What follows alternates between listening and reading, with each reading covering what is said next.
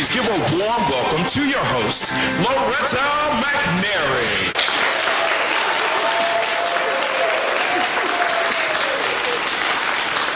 Hi, everybody. Welcome into the show. I'm so excited that you did, and I appreciate your support and your love and your emails and your suggestions and everything.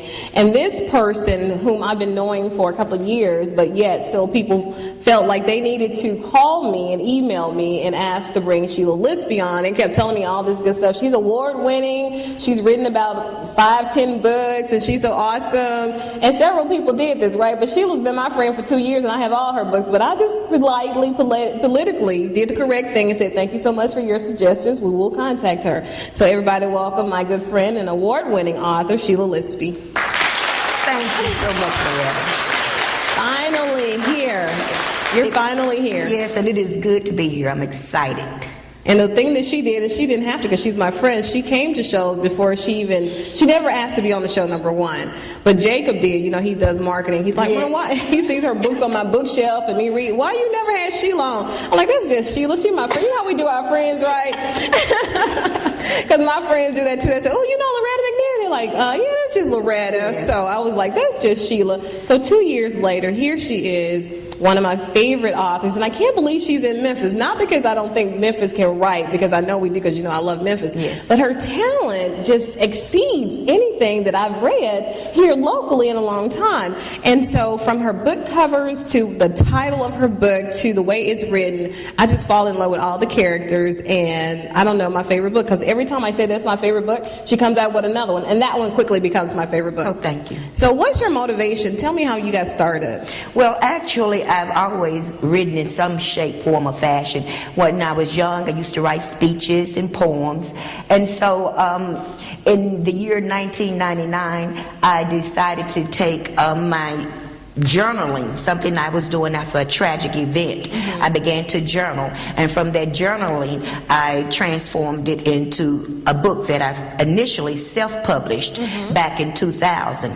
And from there it just, you know, God just blessed me and it took off. And it really is a ministry, Loretta, for me. Okay. You know, many people have gifts and talents. God endows each and every one of us with a unique gift and talent. Yes, he does. And this is my way of being obedient to what God has given me and assigned me to do, and that's through writing books. Okay, let me ask you this. When you first started writing, were you doing this full-time, or you had a corporate job as well? I had a corporate job. I was actually a compensation analyst for Smith & Nephew in their human resources department. And really I had prayed. I said, Lord, in about 5 years, when I really began to focus on wanting to become a published author traditionally, I said, in about 5 years, would you please deliver me from Smith & Nephew? Wow. Well, within 2 years, not by my own choice, but it was actually by an accident that I had outside of the company, and I was not able to go back to work. So he delivered you in 2 instead of 5. Wow, God, I didn't know you were going to do it like that. But either way. Or that fast. That's on your time clock, not mine. Yes. Yeah, we do that. And so I have been fortunate to actually, right at that particular time, I was offered a 2-book deal, and since then I've been offered several other book deals, and I've been on my way ever since. Yeah. And I'm telling you, wait until you read this, and we're actually she has donated a couple copies that we're gonna give out to somebody in this audience, and I'm telling you, is to be careful, because it's addicting. You will read, these are one sit-down books. You sit down one time and you try to put it down so you can work or be a mother or whatever you have to do, but this little book just keeps calling your name until you finish it, and then you don't want to finish it because that's the end. Yes. So tell me, and I know most authors say, well, I don't have a favorite book. This is like asking me who's my favorite child. And so you don't have a favorite, but I think this one right here was the first one I read. Yes. Sensational. And when you told me about it, I'm like, girl, I'm Christian. I'm not reading that, right? Well, I often say when someone asks me about my favorite book, I say that it hasn't been written yet. Okay. And only the reason I say that is because I know that with each and every book, I know that it is, you know, I pray about it and I ask for God's guidance, and I ask Him to anoint each book that I write. And each time that I write a book, I learn something from it. So I say that it hasn't been written yet because that means there are more stories to tell. Right. There are more people to reach, you know, so that book has not come out yet. And as long as that book has not come out yet, that means that I'm going to be writing more and more. A long and more. time. Yes, Because all the yeah, because every book leaves you wanting to know, okay, well, what's he going to do now? What's going to happen now? What's going to happen to the children? What's going to happen? And you almost want to write it for you and let you finish it. So this is not the order that you wrote them, but Sensational was my first book that I read by you. And then I read Into Each Life, which I think was the first Christian romance novel that you wrote. Yes, it is. And so I kind of read them out of order, and then I didn't know which one was first. Because tell them about this motivation for this. The two characters are in this book, and it's something because she's a Christian author, and she doesn't cover up what Christians do. You know what? So we get messy sometimes, and we make bad decisions, and we always will until glory comes. And so she writes it in her book. She doesn't make them sound like they all go to church all the time. They do everything right. She talks about real life experiences, especially when it comes to love, that Christian women a lot, we make these kind of mistakes. So I want to talk about these two characters, and then we'll talk about those that are into each life. And then my other favorite, my son's wife. Because I have sons, and I want to know how to become a good, well, my mother-in-law. son's wife, I'll have to put you on blast, because my son's wife is the one you said, That's my favorite. Put that book down, and I was not going to read it. Oh, shut up. I got to tell you, we'll talk about it out the break. I'll tell you why I said that. Let me tell you, like I said, she's very, very honest about the Christian life. She doesn't make us all seem like, we too good for earth, we already in heaven. Because none of us are. I don't care who we are. We're not ready for heaven. I don't care how much you pray and how much you go to church. I don't think you're ready to go yet, because we still got work to do, and we want to get some of this stuff right. But let's talk about we got a couple of minutes in this segment. Let's talk about, because I read this one first. Yeah. These two characters in here. Well, in Sensational, first of all, I just say a moment about my title. Sensational was actually taken from 2 words, and I write according to titles, to what God gives me. And the word... So you get a title first. I get a title first. And insatiable is defined basically as something that you just cannot get enough of. Whether it's food, whether it's love, whatever it is, it's an insatiable desire and need. And then the word sin is like that too, because it's deceitful. It comes looking like it's good and smells good, walks good, talks good, and all of that. And so when you combine those two, that's sensational. And the characters in sensational find themselves actually battling with success. But when troubles come along the way, then instead of turning to God, that the way that they've been raised and taught to turn to God, they turn to means outside of God, like many of us often do. Yeah. And so in sensational, I think you'll find out that the characters in there are very realistic. They're going through some troubles and trials, and they use God as the last result. But it does work out.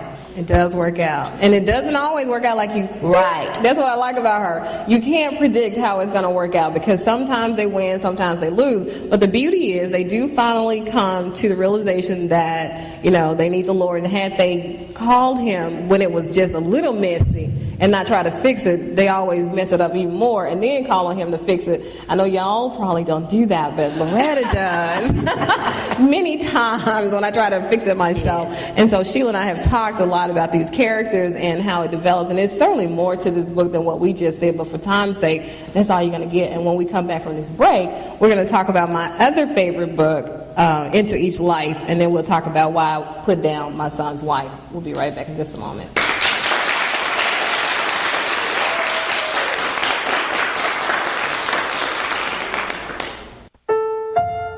In 1990, in Severn, Maryland, the daughter of a clergyman was discovered by a music industry insider while pumping gas at a service station. The odds of her getting signed and spending 11 weeks at #1 on the U.S. singles charts?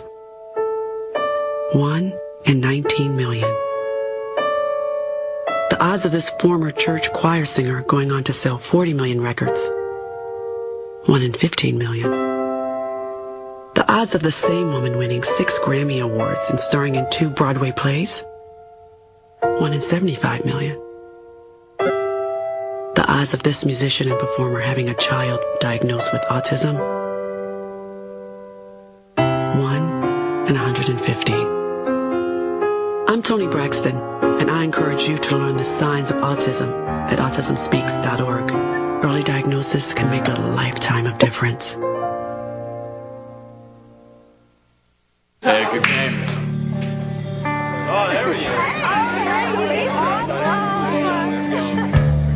Great game, man. Let's go get a win!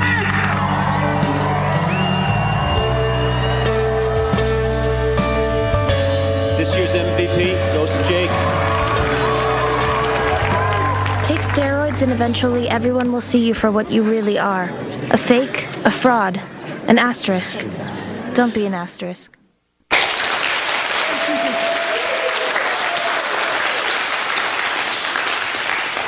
I got to tell you, again, you got to come see what happens with these people after the break, especially with Shelia up here. She keeps talking to her mom. I don't know if she's in trouble, but she's trying to make up for it on camera. But anyway,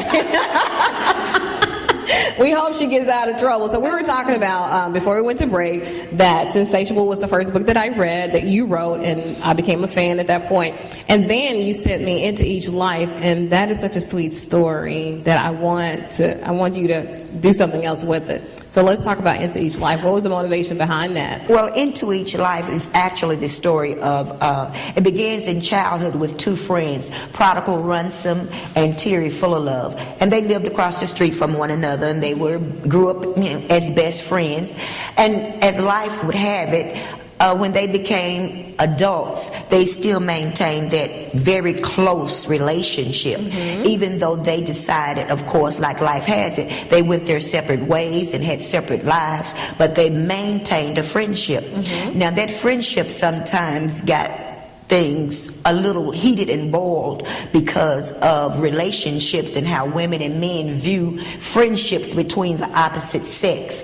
And as you'll find out when you read Into Each Life, there's a lot of information, or the storyline is about how these two people, Prodigal and Terry, actually come together to fight off those negativity, that negativity that comes as being friends. It's a very moving story, and it goes from childhood all the way through their adult lives. And she can't give it away, but let me tell you about these two that she's probably not going to say, because she just builds everything up, and I like to just get to the plot. Well, he has a secret crush on his best friend, that he's been knowing this little girl, and I think he's had the crush on her since first time he laid eyes on her, she had little pigtails. And he has also been in the background without her knowing, protecting her.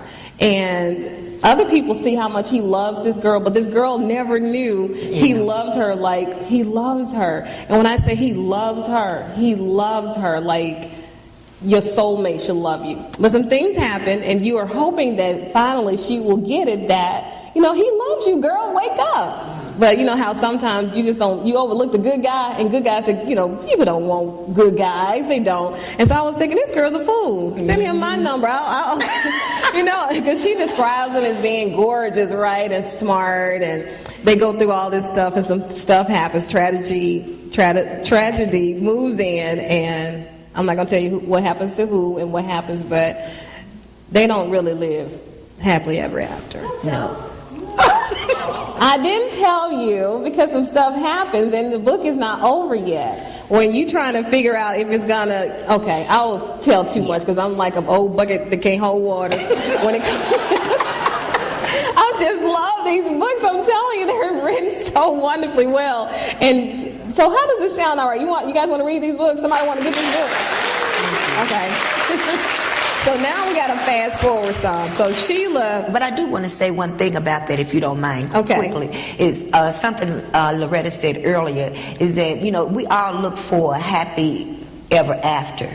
And even when it comes to Christianity, you always hope that a person will come to know Christ. But it doesn't always work out like that. And I do want to say that my books are not always happily ever after, because they are realistic. And realistically, we know that, that people don't always come to Christ, or people don't always behave or act in the way that we would hope them and think for them, and things don't always turn out that way. So I believe that's what Loretta is saying. It's not always what you are going to expect from reading that book. Perfect ending. She always goes totally left when you want her to go right. Okay, so she tells me she has all these book titles right, and how this girl